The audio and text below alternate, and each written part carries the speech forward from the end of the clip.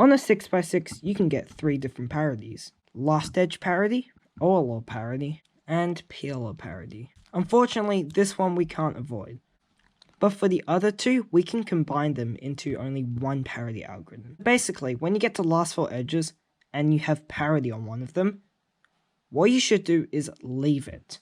Now I'm going to mention something that's actually very important. For this to work, this edge right here, when you're doing the 3x3 stage, it has to be a last layer edge.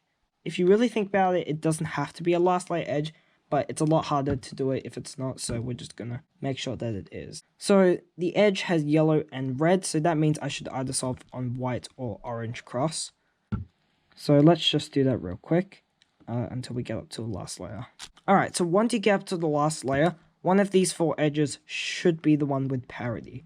So now what we're going to do is we're going to do only one parity algorithm to this edge to solve it, but also after the algorithm, we're going to get a normal OLO. We're going to look at these 4 like inner edges, so like this one, this one, this one, and this one. Basically, what you want to do is count how many of the last layer stickers are facing up. So basically, in this case, how many yellows facing up, like in these middle. So here we've got none, none, 1, and 2. So we've got an even number. So what you do when you have an even number is just do a regular parity algorithm on this edge. So basically like if you did it from here. And basically what that is it's kind of the 4x4 OLO parity algorithm, but you just do it with 2 layers. And here you do 4 layers. So as you can see, parity is no longer on this edge, and we have a regular OLO. But let's say you're counting the inners. We have 1 here, but none of the other like inner edges are up. What you want to do in this case is actually kind of flip these inner 2. And how to do that is basically do the same algorithm, so like the same parity algorithm, but only use these inner slice moves.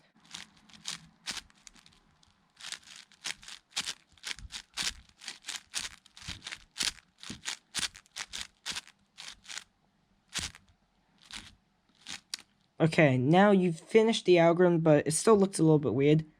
All you have to do here is just do another U2, bring these sides down.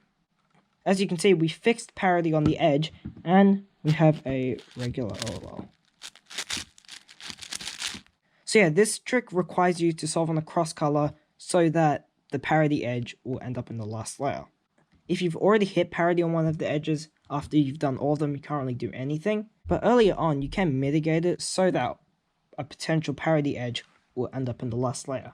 Now, if you are color neutral, it will be easier because you can have any edge being the parity edge. That means you can solve on any cross color. If you're dual color neutral like me and you solve on white and yellow, what you should do is make sure you don't solve as many white or yellow edges at the start, so you can have a lot of those at the end. And if you only solve on white, then try not to solve too many white edges at the start. The video is pretty much done, but I'm just going to show a few extra things in case you kind of get lost. So in this case, what we have is we have the blue-orange edge that has parity. So to use this trick, you have to solve on a red or green cross in this case. And not many people do that. So if you want to use this trick and you only use, say, white cross, then all you got to do is just make sure a yellow edge has parity. All you got to do is just find another edge, preferably in this equator layer where you would have last 4 edges. But if there's no yellow edges, then you can just move one in, just right next to it. And then what you can do is you can slice this like that, and then do the flipping algorithm and slice back.